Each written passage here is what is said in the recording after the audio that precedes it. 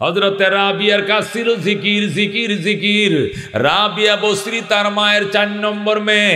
তারা 4 বোন ছিল, ওয়াহেদা, সানিয়া, সালেসা, রাবিয়া। রাবিয়া মানে চতুর্থ। রাবিয়ার মার 4 নম্বর জিয়া ছিল রাবিয়া। ওই দেশে অভাব দেখা দিছিল। আগের দিনে অভাব দেখা দিলে মা বাবা তার বাচ্চা বিক্রি করে ওই টাকা দিয়ে সংসার চালাইতো। অভাবের সংসারে বাচ্চা বেচে ফেলাইতো, মনে আসেনি আগের দিনে? দোস্তরে রাবিয়ার মা 4 নম্বর মাইয়া রাবিয়ারে ছোট থাকতে বিক্রি করে ফেলাইছে। আমাদের সংসার চলে না, ঘরে ভাত নাই, হাট বাজার করার পয়সা নাই, এই জন্য রাবিয়ার মা রাবিয়ারে বাজারে বিক্রি করে ফেলছে। হযরতে রাবিয়া বসরিরে কিনে নিছে একজন ইহুদি। ইহুদি রাবিয়ারে কিনে নিছে। সেখানে যাওয়ার পর ইহুদির ঘর মোছে, ইহুদির কাজের বুয়া কাজ করে, ইহুদির জন্য রান্না বান্না করে, সারা দিন মালিকের কাজ করে। রাত হলে রাবিয়া কো মালিক, রাত্রে কিন্তু আপনার কাজ পারবো না, রাত্রে আমি আরেকজন ভিন্ন মালিকের ইবাদত করি। রাত্রে আর দিনের বেলা আপনার সেবা করি, রাত্রিবেলা আরেকজন মালিকের সেবা করি। উনি মনে করছে রাত্রে বোধ আরেক মনিবের কাম করে। কোন মনিবের ইহুদি চিনে নাই। আরেকদিন রাবিয়া কার কাজ করে দেখার জন্য মনিব ফসরাবের উডার নিয়ত করে চলনা নিয়া, পেশাব করার চলনা নিয়া রাবিয়ার ঘরের দরজায় যায় দাঁড়াইছে। দাঁড়ায় দেখে ধাউ ধাউ করে নূরের বাতি রাবিয়ার ঘরে জ্বলতেছে।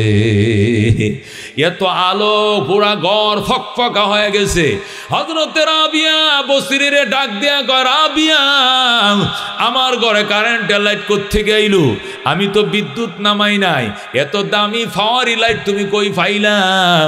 রাবিয়া ডাক দেখ, মালিক আপনাকে অনুরোধ করি আপনি ঘরে চলে যান, আপনি এটা দেখতে আইসেন না, আপনি সহ্য করতে পারবেন না। এটা আমার মাওলার জিকির যখন শুরু করি তখন নূরের তাজাল্লির ফোকাসে আমার ঘরটা মুনাব্বর হয়ে যায়। যখন আল্লাহু আকবার।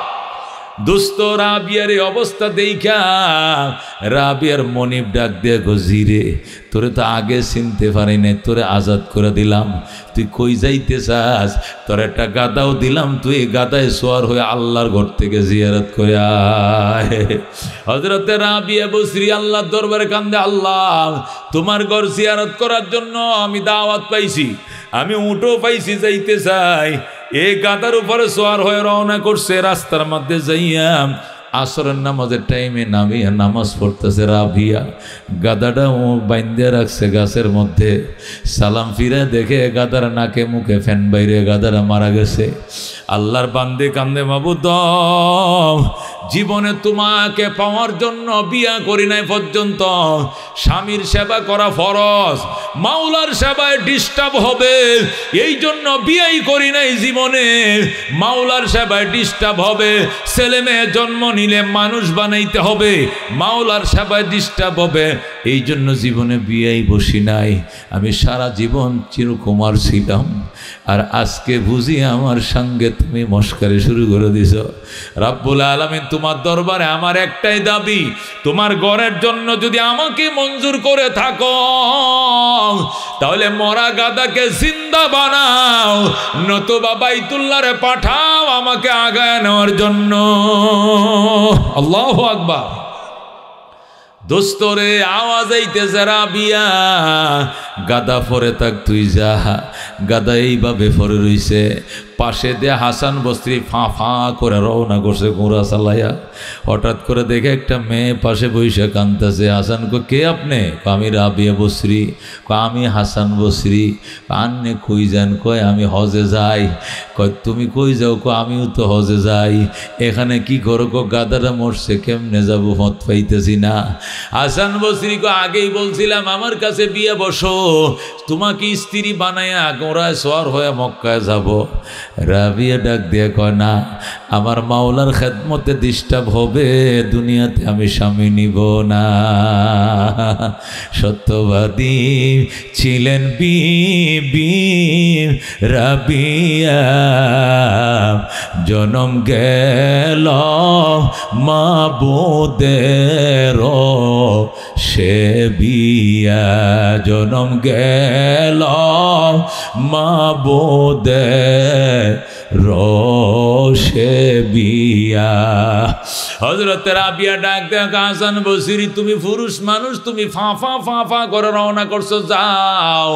আমি মাওলারে বলছি যদি কবুল হয়ে থাকে আমার দরখাস্ত, তাহলে আমার মরা গাদা জিন্দা করবে, নতুবা বাইতুল্লাহরে ফাটাবে, আমি অসহায় নারীকে আগায় নেওয়ার জন্য।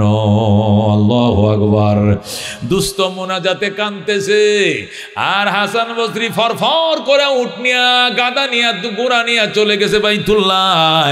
যা দেখে বাইতুল্লাহ জায়গায় বাইতুল্লাহ নাই। কিরে বাইতুল্লাহ কই গেল? আমি প্রতি বছর হজে আসি, আমি তো সব চিনি, কিন্তু বাইতুল্লাহ পাই নাই, কারণ কি? হাসান বসরি কান্দে, মাবুদ আমি কোন পরীক্ষার মধ্যে ফললাম? আমি তো বাইতুল্লাহ চিনি, আমি প্রতি বছর আসি, কিন্তু আজকে বাইতুল্লাহ খুঁজে পাই না, ঘটনাটা কি? আওয়াজ আসতেছে, হাসান বসরি ধৈর্য ধর, এখানে দাঁড়া, বাইতুল্লাহকে পাঠাইছি আমার রাবিয়াকে আগায় আনার জন্য। আল্লাহু আকবার। এ দুস্থ হযরতে রাবিয়া কবরের মধ্যে শুইছে। হাসান বসরি নিজেই জানাজার ইমামতি করছে, কইরা নিজের হাতে কাফন চড়াইয়া। আল্লাহু আকবার। হাসান বসরি নিজেই জানাজার ইমামতি করছেন। রাত্রিবেলা হাসান বসরি রহমতুল্লাহ আলাইহি মুরাকাবায় হাত বাড়াইছে, আল্লাহ রাবিয়ার কবরটা আমার চোখে বাসায় দাও। আল্লাহু আকবার। চোখের মধ্যে বসে দেখতেছে হযরতে রাবিয়া বসরি বইসে রয়েছে। হাসান বসরি গজি কি খবর? আপনার আমার কবর রাইকা 40টা কদম পার হয়ে গেছেন, দুইজন ফেরেশতা আমার উঠায় বসাইছে। একজন আমারে প্রশ্ন করে, মার রব্বুকে? রাবিয়া তোমার রবের কি নাম? আমি বললাম মান আনতা, আপনি কে? মালাইকা ফেরেশতা। আমি বললাম মিন আইনা জিতা, কোত্থেকে আসছেন? মিনাস সামা, আকাশ থেকে আসছি। কাম মুসাফাত বাইনা কবরি ওয়াস সামা, আমার কবর থেকে আকাশের দূরত্ব কত? 500 বছরের রাস্তা। রাবিয়া ডাক দেখো, 500 বছরের রাস্তা পার হয়ে আইছো, এখনো রবের কথা মনে আছে? আর আমি রাবিয়া বুঝি 3.5 হাত মাটির নিচে এসে ভুলে গেছি, তুই কত রবের কি নাম? আল্লাহু আকবার। যেই বলছো তুই কত রবের কি নাম, ফেরেশতা দৌড় দিছে আল্লাহ দরবারে যায়, গো মাওলা তোমার বান্দি রাবি আমার উপরে অ্যাটাক করে বইছে। কয় আলবিসু লিবাসাল জান্নাহ, আল্লাহ কো রাবিয়ার জন্য জান্নাতের বিছানা বিছায় দে, জানালা খুলে দে জান্নাতের দিকে, জান্নাতের পোশাক পরায় দে, ডিস্টার্ব করিস না আমার পিয়ারা বান্দি। আল্লাহু আকবার। ও দোস্ত, জিকির এমন এক জিনিস, জিকির এমন এক জিনিস, জিকিরকারী বন্দা কোনোদিন বেঈমান হয়ে মরবে না। জিকিরকারী মানুষ যেদিন কবরে শুইবে, মৃত্যুর বিছানায় শুইবে, ওই দিন তালকিন করা লাগবে না। তালকিন মানে কি? কাছে বসে বসে লা ইলাহা ইল্লাল্লাহ জিকির করা, কিচ্ছু করা লাগতো না, শিখানো লাগবে না, শোনানো লাগবে না। এটা সে ঝাঁঝরা বানায় কলিজার মধ্যে ফিটিং করে ফেলায় রাখছে, ঠিক কিনা?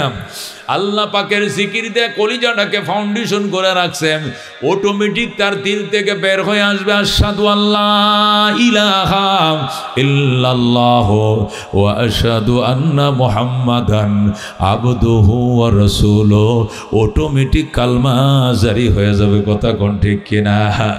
এই জন্য দোস্ত, আল্লাহ নামাজ বেশি পড়ো, রোজা বেশি রাখো, হজ বেশি রাখো, বেশি রাখতে কয় নাই, নামাজ বেশি করতে কয় নাই, কিন্তু জিকির বেশি করতে বলছে, বলছে উযকুরুল্লাহ যিকরান কাসীরা, আমার বান্দা জিকির বেশি করিও। কারণ জিকির এটা কি জিনিস?